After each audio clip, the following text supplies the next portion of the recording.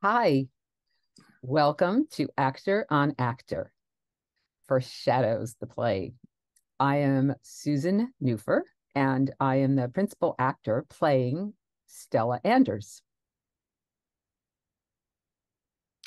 And I'm Carole, and I am the understudy for Stella Anders.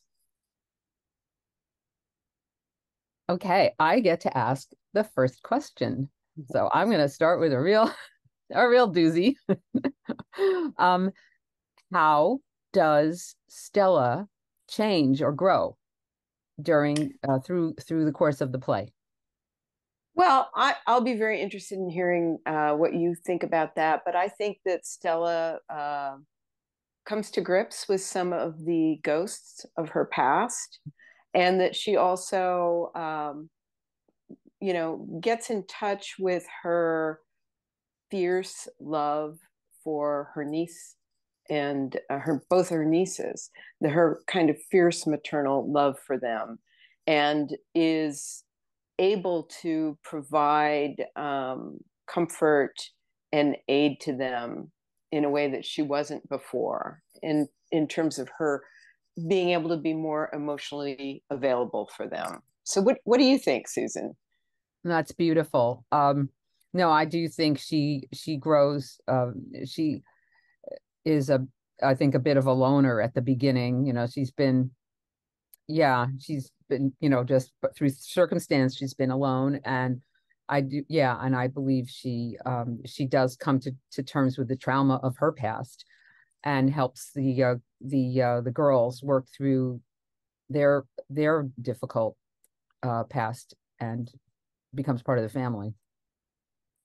Yeah, we discussed at uh, um, when we were at dinner that we were both uh, we didn't have kids, and Yep. Stella also does not have children. Do you identify with her, um, kind of channeling her maternal feelings towards her nieces or towards other young women? Have you had that experience? Oh, in my life. Well, that's no, definitely. Yeah, I think I think Stella does that. And certainly to some extent I'm lucky to have a couple of nieces, grandnephews, young cousins, and yeah, it is I do feel a little kind of like I feel like that kind of passed me by. And that was one of my questions was, well, does Stella regret not having children? Or was it just, that um, I think she could have adopted. I think as a doctor, it's probably easier to find ways to adopt a child. But I wonder if her the demands of her profession were such that she didn't feel that she could have really given it the energy that it would have required or the time. And Right. now that she's older and established in her profession, she's either feeling that lack or just feeling more able to do it. Right. Yeah. I think I see her as a woman that it wasn't a priority. Let's put it Mhm. this way. It was not a priority, so it didn't happen. And that if she had had a partner that it was a priority for, it might have happened. But Mhm. I feel like she doesn't have regrets about that so much, but that it is like a path not taken. Mhm. So I think with all of us, when we think about our paths not taken, we question, like, what would happen if I had taken that path, and I mean, I feel personally that I have a lot of friends who I've known for a very long time, and I knew them when they were having children, and now their children are grown. And I feel very lucky to be able to go out and have coffee occasionally with their kids. And I'm sort of in an interesting position because sometimes the kids will tell me things they won't tell the parents, so then I'll be able to get on the phone and say, well, she's thinking of marrying him, or something like Well, that. it's great that you're close with them. Yeah, Yeah. you know, it's a really it's a fun part of my life, and I also am really impressed by the my friends' kids and people of that generation in general. I find them very, um, you know, sensitive and kind in a way that I don't think really I was when I was that age. So Mhm. it's a real treat. Hmm. Yeah. And I've played mothers so many times. I feel like I have a bunch of stage kids sometimes, and some of them I'm in touch with, but the way how shows go, you kind of like, oh, you're so tight, and then you're gone, you know. I know. Yeah, Yeah, it's funny that way. Like you're but best friends and then, you know, yeah, you don't see the person for 20 years. yeah. Okay. What do we think about Stella's misdiagnoses of Lindsay? You know, I'm a little easy on Stella about that. I feel like misdiagnoses happen all the time. Mm, Um, Certainly she is, I guess, motivated to not find that diagnosis because it's such a tragic diagnosis that can't be treated really. Um, but then again, that's typical, I think, for that it's very typical for somebody with a neurological problem or with any kind of chronic disease to have their diagnosis take years and years to make. So while you could find reasons why Stella did not diagnose properly, one could also say that it's a really typical example of what mhm. might happen. So, in a way, it's a very realistic event. What do you think? Yeah, that is a great perspective. Um, yeah, I think even though she had the tragedy of having her first wife have die of dementia, sounds like that she just wasn't really seeing it through that lens. And as I think Anthony, the director, suggested that she may be seeing Lindsay's um problems through her own experience, and that she sees that she thinks that Lindsay may be depressed because she herself is depressed. She Oh, suffers from, yeah, yeah, right. which I think is a very interesting way of looking Yeah, at it. right, Because maybe she had some of those same symptoms and was ashamed, and but kind of diagnosed herself. And yeah, right. so I that's do, yes, I do think she is like typical of doctors in that I think it's difficult for doctors to admit any kind of vulnerability. mhm, Let me ask you, we talked briefly when we were having dinner mhm. that we have kind of the same teacher in terms of acting teachers, Yeah. because Mhm. my original acting studio was Terry Schreiber's studio, and yours is you studied with Michael Michael Howard, Howard. and Hmm. I believe Terry studied with Michael. Yeah, Um, what I heard. yeah. Mhm. So I think that's very interesting that we both come from the same, and I think we're exactly the same age. Um, yeah. And what did you appreciate most about your training with Michael Howard? It was very we really did I did the conservatory there, which was 1 year but really was like 9 months. So Mhm. and then I kept studying there. And I'd actually studied there before, but it was nice in that it was the conservatory program was addressed everything. We did yeah, and he's really from the group theater.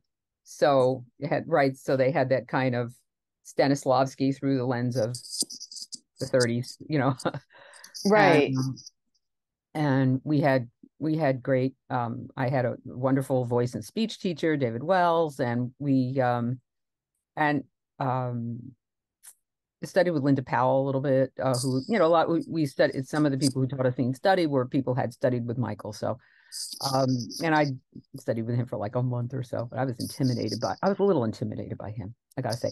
But we had a very good, we had, uh, Faye Simpson, who teaches lucid body, which was very interesting. It was like a body work, body uh, movement, but it was through the chakras, and that was it was very eclectic. And we had a wonderful Shakespeare teacher. So and having never acted Shakespeare until that point, it was it's just it.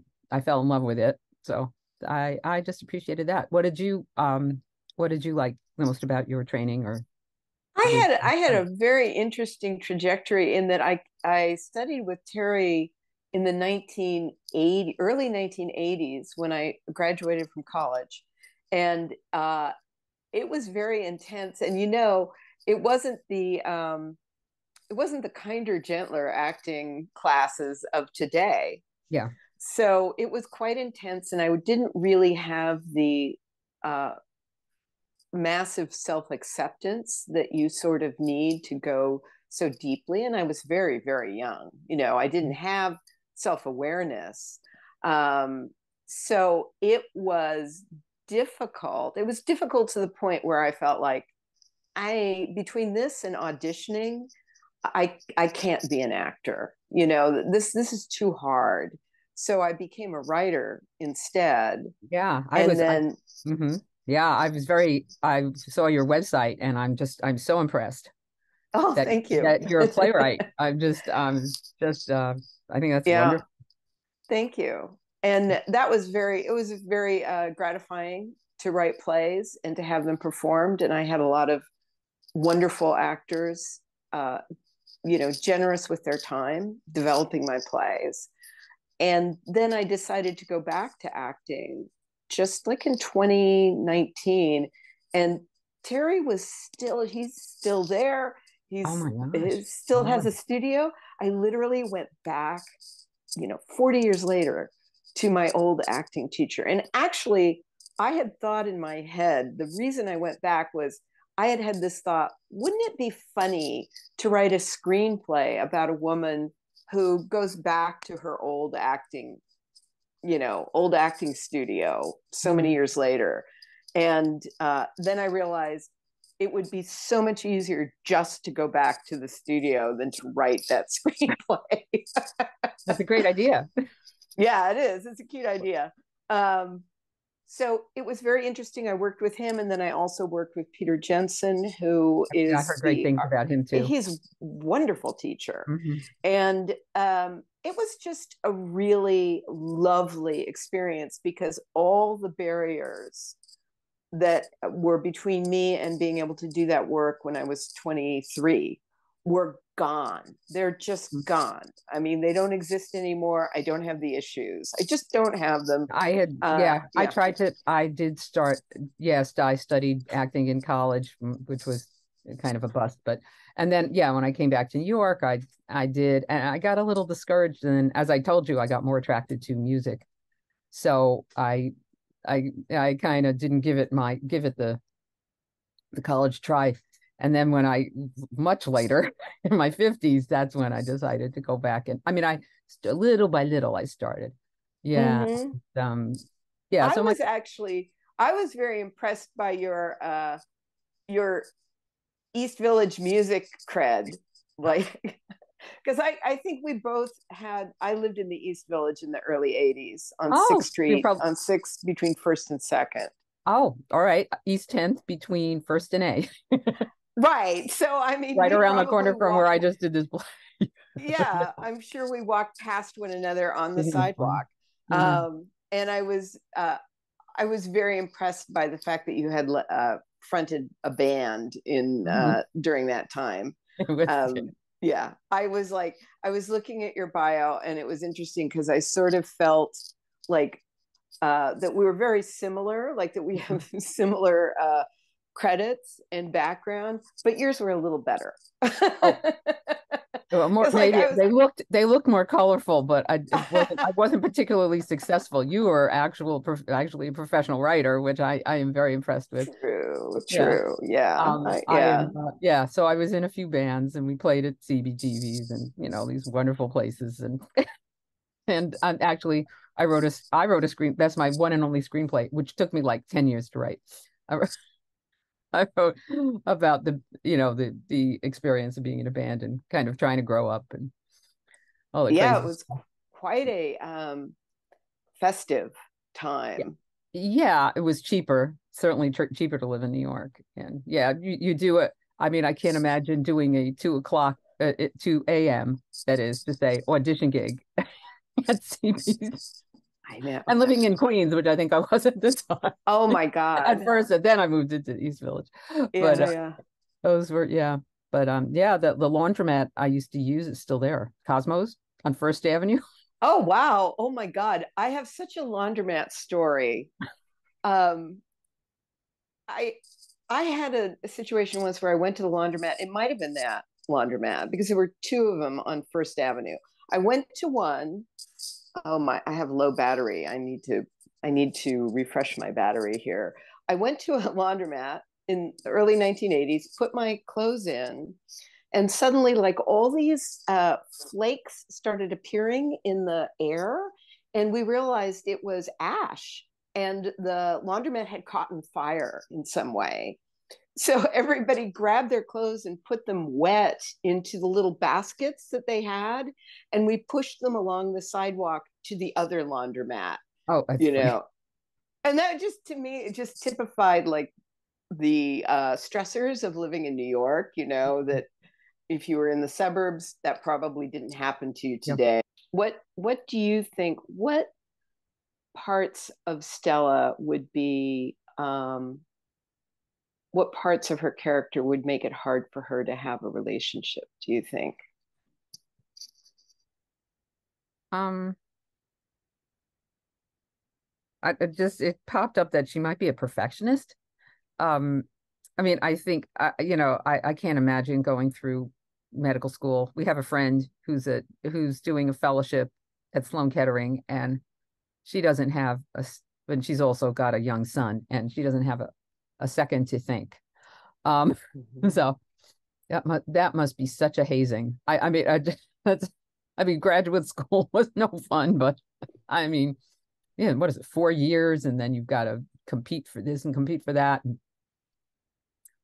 I think maybe being a woman, I don't know about the fact that that she's gay, if that affected her, but that just might make it. I think sometimes if you're a good doctor, you're always, you're always available, and that just might make it a little difficult. What do you think?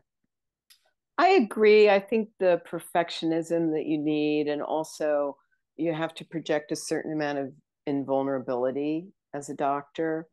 Um, and I hadn't thought about the fact that uh, she went through med school at a time when there were not a lot of women going through med school Mm. because of her age. Yeah. And also, um, it is a very demanding profession, and it does cause issues with people's families, Mhm. definitely.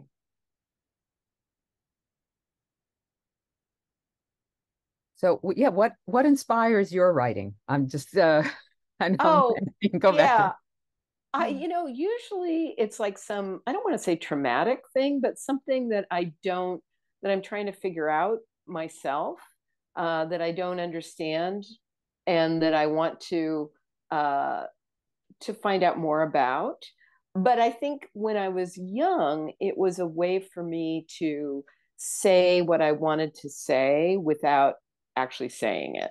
And I don't think that's super healthy. It's sort of like it was very healthy for me to just go back to my acting studio versus writing a story about somebody else who did that. So I think that the amount in which it was a vicarious Hmm. tool for me was that's I think that's not great. I think the exploratory aspect of it is more healthy than the vicarious aspect. Great. Yeah. And let me ask you, what is your motivation? What was your motivation when you wrote music or when you do something musical? Oh, just um oh, that's a great question. I've always loved music. I love to, I played piano when I was growing up. I loved singing. I love listening to music. I think I was inspired by the musicians that I admired, the Beatles, Laura Nyro, Todd Rundgren. There's so many, the Motown. I just loved harmony. I loved and you know what? I also liked this. I loved being in a band. I really did. It was a pain in the butt. And there's always personalities, and that's one reason I like theater too. I love working with other artists, and I liked working with other women, especially. I was in an all-girl band, so all What female was the band. name of your band? Oh, you had to ask. Okay. Um, it was the main one I was in was the Technical Virgins because because we kind of were on our instruments technically. That's I mean, hilarious. I learned how to play the bass, and then I was playing bass in the band, and that's that's what happened. It was yeah, fun. So, yeah. So there's a lot I like about it. It's just fun to create. And, I think we all finding that in working in the company working on this play too. I mean, I always enjoy working on any kind of artistic project, but music has just got a special place in my heart. That's So, wonderful. yeah, So we just got the little word that we should wrap we up. should wrap up. So I So think we that's could definitely just continue to talk, but then it would just be the Susan and Carole show.